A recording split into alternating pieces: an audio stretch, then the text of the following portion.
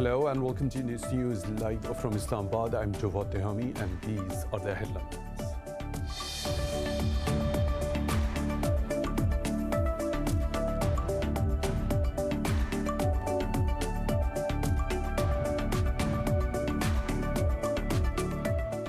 Pakistan's Army Chief General Qamar Javed Bajwa has reiterated that peace in Afghanistan means peace in Pakistan.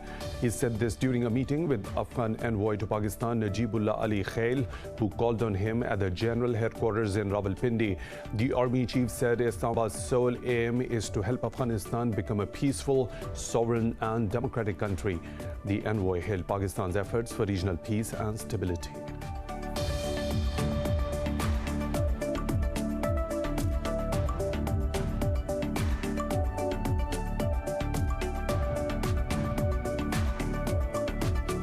Meanwhile, Ankara says the foreign ministers of Afghanistan, Pakistan and Turkey will hold talks in Istanbul on Friday. In a statement, Turkey's foreign ministry said the three-way meeting would cover recent developments. Meanwhile, the United Nations says it will ramp up efforts for a just and durable peace in Afghanistan.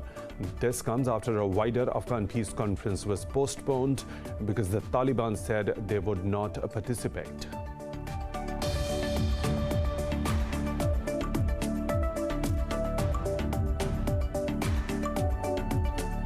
At least 4 Syrian soldiers have been wounded in Israeli airstrikes on Syrian military targets near the capital Damascus. Syrian army said the strikes also caused material damage, while most of the missiles were intercepted by its air defenses. Meanwhile, Israeli army said it attacked Syrian missile launcher and air defense systems after a missile attack near its Dimona nuclear reactor.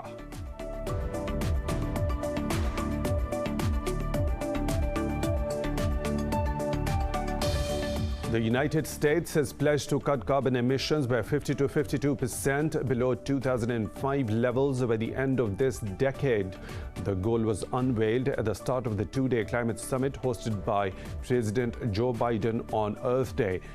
40 global leaders are participating in the summit.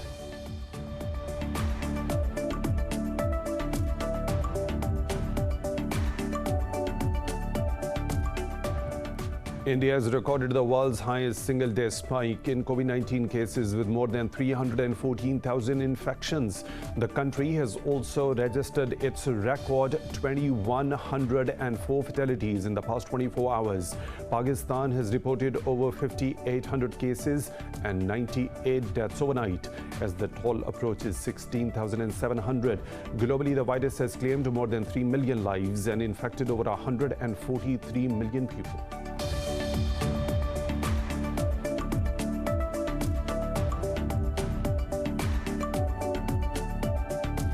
And in football, Borussia Dortmund beat Union Berlin 2-0 to keep their hopes alive for next season's Champions League. Marco Rose and Rafael Guerrero scored 1 goal each to seal the win for Dortmund. Dortmund are in 5th place with 52 points, 4 behind 4th placed Eintracht Frankfurt.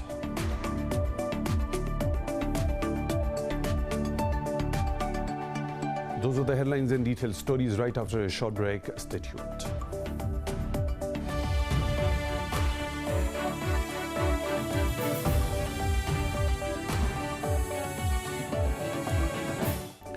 Welcome back, and now for the news in detail. Pakistan's Army Chief General Qamar Javed Bajwa has reiterated that peace in Afghanistan means peace in Pakistan. He said this during a meeting with Afghan envoy to Pakistan Najibullah Ali Khail, who called on him at the general headquarters in Rawalpindi. The Army Chief said Islamabad's sole aim is to help Afghanistan become a peaceful, sovereign and democratic country. The military's media wing said the two sides also discussed matters of mutual interest and regional security situation. The visiting dignitary hailed Pakistan's efforts for regional peace and stability. Ankara says the foreign ministers of Afghanistan, Pakistan and Turkey will hold talks in Istanbul on Friday. This comes after a wider Afghan peace conference was postponed because the Taliban denied to participate. In a statement, Turkey's foreign ministry said the three-way meeting would cover recent developments. It said the meeting would cover the Afghan peace process, cooperation in security, energy, connectivity and irregular migration. Meanwhile, the United Nations says it will ramp up efforts for a just and durable peace in Afghanistan. In a tweet, the UN mission said the delay in the Istanbul Peace Conference provides an opportunity to work on the Doha talks.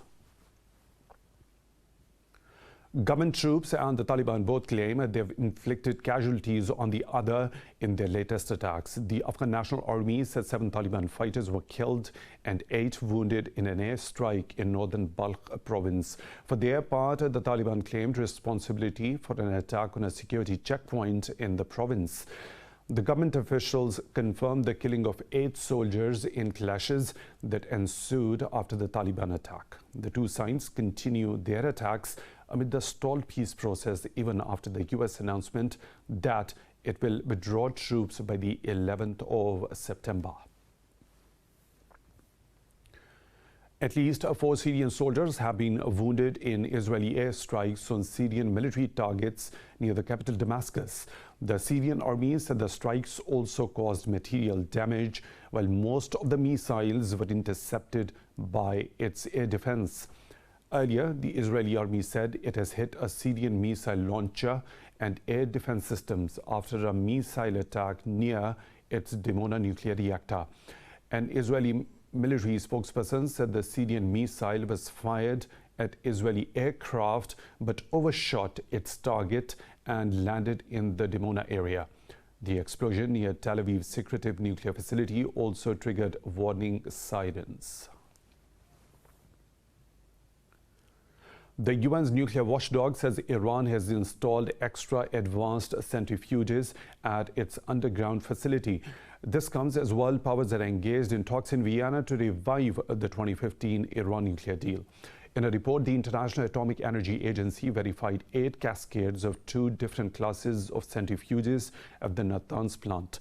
Earlier, the European parties noted progress in the first 2 rounds of the talks, but warned of major hurdles. The diplomats also condemned escalatory measures by any actor that could jeopardize the progress. Meanwhile, Iran's Revolutionary Guard Corps released drone footage of the US aircraft carrier in the Persian Gulf. Arab coalition in Yemen says it has intercepted and downed an explosive-laden Houthi drone over southern Saudi Arabia. In a statement, Saudi state media said the drone fired towards Khamis Mushayt. Meanwhile, the Houthi rebels claim they attacked King Khalid Air Base in Khamis Mushayt. A spokesperson for Yemeni rebels said the drone hit an important military site accurately. The Houthis have kept up regular cross-border attacks on Saudi Arabia and a ground offensive in Yemen's Marib region. Earlier, US envoy to Yemen said the battle for gas-rich Marib is the biggest threat to peace efforts. Russia stages a show of force near Ukraine with major military exercises in Crimea and the Black Sea. It comes after Ukraine urged Western allies to show their readiness to punish Moscow with new sanctions. Moscow says Defense Minister Sergei Shoigu is personally supervising the drills. The exercises involve over 10,000 soldiers and 40 warships. Earlier, Russia's Federal Security Service arrested a man in Crimea for allegedly spying for Ukraine. State media said the man was handing over secrets to Ukrainian military intelligence about the Russian fleet that is based on the Black Sea. In Russia, police have detained over 1,700 people as supporters of the Kremlin critic Alexei Navalny protested over his failing health in jail. Earlier, the protesters defying warnings marched through the dozens of cities amid massive police presence. Protesters in central Moscow demanded authorities free Navalny and let the doctors see him. Critic's wife, Yulia Navalny, also joined the rally in the capital, where demonstrators chanted her name. Russians in France rallied in front of the Paris City Hall, calling for Navalny's immediate release. In the UK, hundreds gathered outside the Russian embassy in London to express support for the jailed leader. Meanwhile, the State Department said U.S. and Russian officials discussed Washington's sanctions over the poisoning of Navalny. In a briefing, spokesperson Ned Price said discussions over Russia's response to the curbs will continue in the coming days. Turkish state media says Washington has formally removed Ankara of its F-35 fighter jet program. It says the U.S. and 8 other countries have abolished the 2006 deal regarding the F-35 program. The media said the 9 countries have signed a new memorandum that has excluded Turkey. Turkey is one of the main suppliers of the warplane's parts. Pentagon spokesperson Jessica R. Maxwell said U.S. position has not changed. She said the U.S. continues to move forward with the process of formally removing Turkey from F-35 partnership as announced in 2019. Washington has threatened Ankara with expulsion if it did not reverse its purchase of the Russian S-400 missile defense system. Ethiopian Human Rights Commission says an armed group has taken control of the region that includes the Great Ethiopian Renaissance Dam.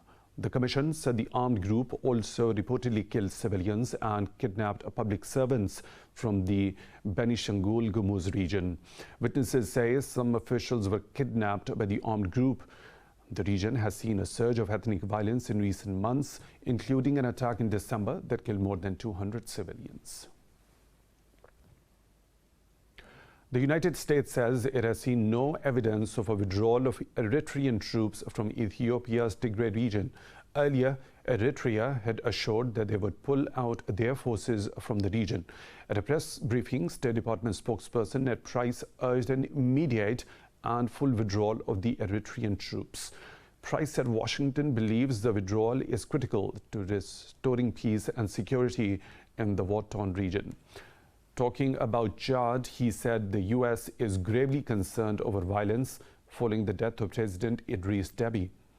The spokesperson said the U.S. wants to see a peaceful transition of power to a civilian-led government. He noted Washington would be concerned by anything that stands in the way of a democratic transition of power in Chad. In the U.S. state of North Carolina, police shot dead a black man in his car while serving him with a search warrant. State officials say they have opened an investigation into the incident. Protesters took to the streets following the shooting in Elizabeth City near North Carolina's coastal border with Virginia. At a news conference, Pasquotank County Sheriff Tommy Wooten said the officer who fired the gun has been placed on administrative leave. This comes a day after former Minneapolis police officer Derek Chauvin's conviction in George Floyd murder trial. India has recorded the world's highest single-day spike in COVID-19 cases with more than 314,000 infections. The country has also registered its record 2,104 fatalities in the past 24 hours. Globally, the virus has claimed more than 3 million lives and infected over 143 million people. More in this report. Amid the shortages and the adverse effects of vaccines, now bogus doses seem to be a new problem. U.S. drug maker Pfizer confirms that suspect doses of its vaccine that were seized in Mexico and Poland were fake. Reports say the doses were going for as much as $1,000 a shot. Meanwhile, the U.S. Drug Regulatory Authority has slammed unsanitary conditions at a Johnson & Johnson's vaccine production plant. The U.S. has also added at least 116 countries to its Level 4 Do Not Travel Advisory list, citing very high COVID-19 cases. Down south, as Argentina crosses 60,000 COVID-19 deaths, authorities say the country is facing its worst moment of the pandemic. Argentina is going through the worst moment of the pandemic. Since the start of the pandemic, since March 3rd of last year, this is the riskiest time because even though we have a strong health system, even though we have health workers that are vaccinated, we have an increase in the number of cases. That threatens to overwhelm the health sector. And we have concerning strains circulating that raise the risk of infection and fatalities. International medical charity Doctors Without Borders has urged rich countries to stop blocking a patent waiver plan that could boost global vaccine production. This comes as India plunges into a tragedy of unprecedented proportions, with a staggering positivity rate of over 32%. A number of charities are helping the country's COVID-19 stricken population, which is facing a crisis of food scarcity as many cities remain under lockdown. इस बारी लोगों की सबसे बड़ी problem ये आ रही है। The biggest problem people are facing this year is that the family members in a house are testing positive of COVID-19. So I believe it is the responsibility of Gurudwara's management committee to provide free food to positive patients and families who cannot cook food at their homes. The free meal services at the shrine are going on, but this is a separate food for the patients only. Meanwhile, Greece plans to start the rollout of Johnson & Johnson's vaccine on the 5th of May after EU's drug regulator backed its use. In Pakistan, 98 more people have lost their lives to COVID-19 in the past 24 hours. The health ministry says the countrywide death tally is now approaching 16,700. The ministry said more than 5,800 people tested positive for the virus overnight. It said the positivity rate is 10.16%.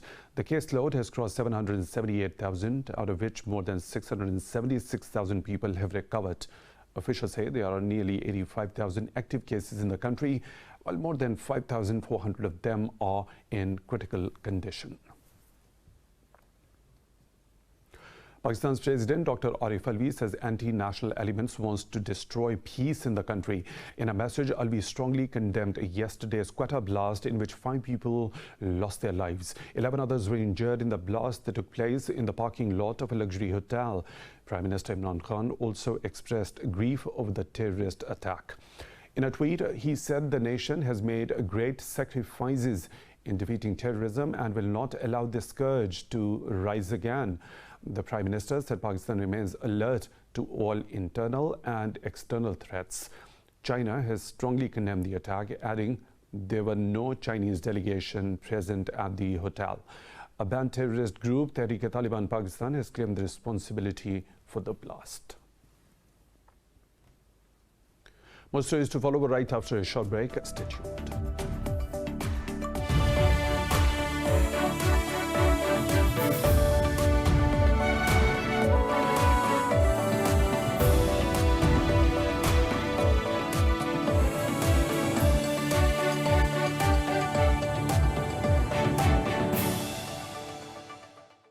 Welcome back. EU's observation service says 2020 was Europe's hottest year on record.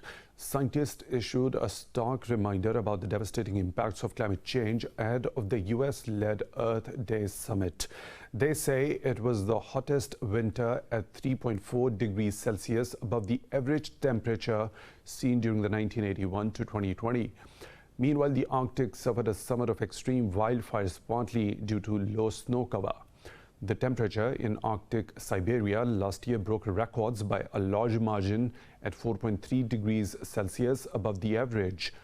As per the World Meteorological Organization, 2020 was also one of the planet's 3 hottest years on record.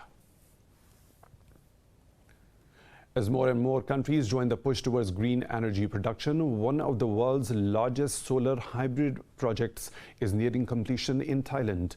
More in this report. After years of criticism for reliance on fossil fuels, Thailand is exploring renewable energy production.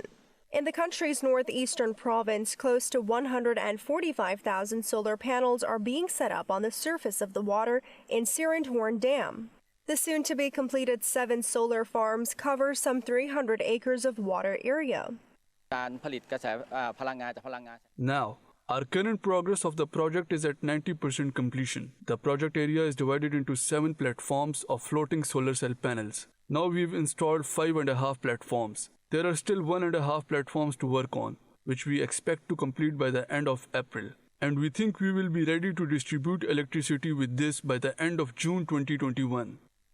The state-run Electricity Generation Authority is touting the pilot project as one of the world's largest hybrid hydro-solar power ventures. Authorities are aiming to complete the project in June.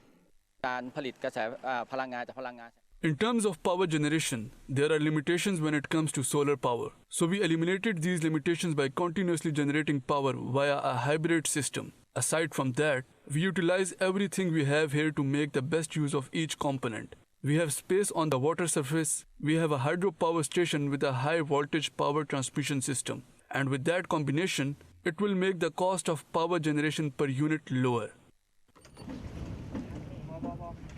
According to the latest power development plan, Thailand is aiming to draw 35% of its energy from non-fossil fuel sources by 2037.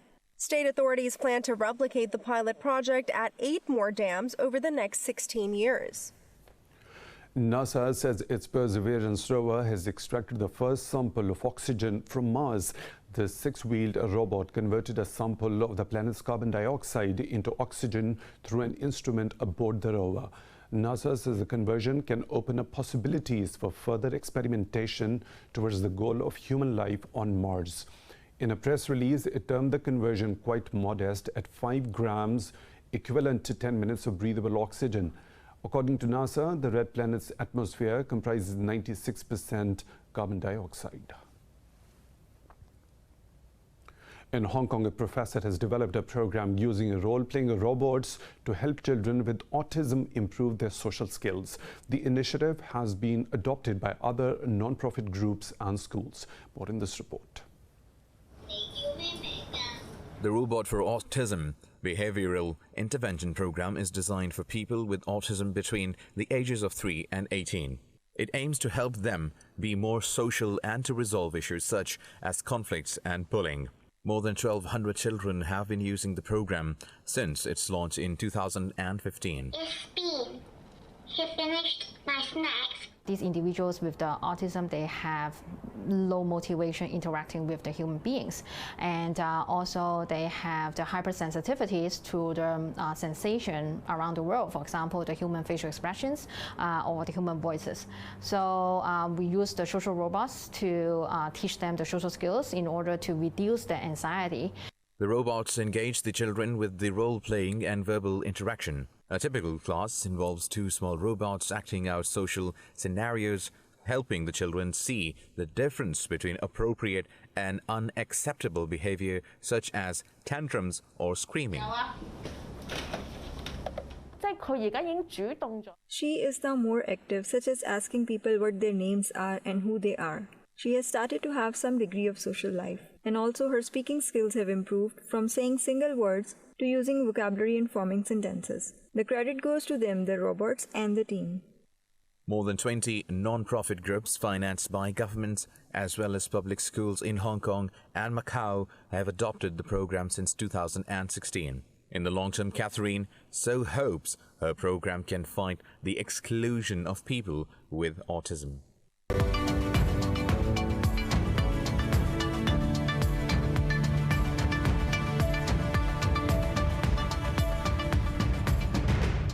And now the business updates. European stocks are trading higher, lifted by a strong start to earnings season, with the European Central Bank expected to keep policy intact. The CAC 40 in Paris is leading the gains, rising over 0.5%. The pan-European stock 600, Frankfurt's DAX and Italy's FTSE MIB have also added close to 0.5%. London's FTSE has edged up marginally as well. Earlier, most Asian markets gained with the exception of mainland Chinese shares.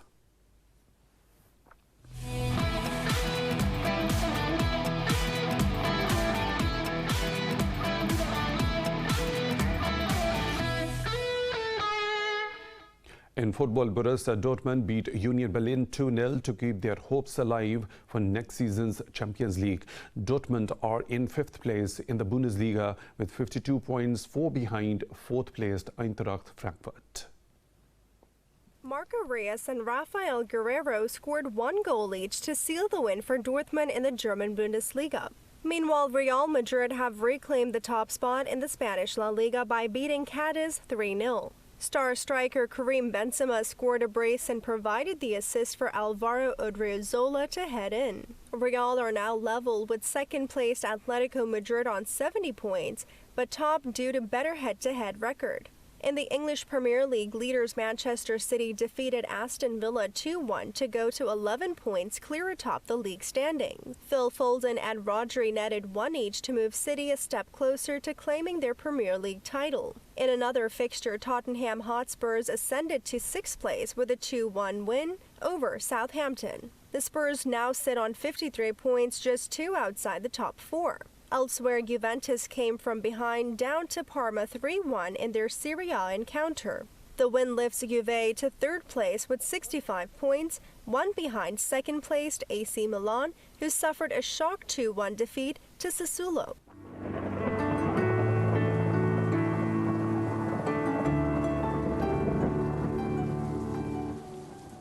Another weather situation from around the globe.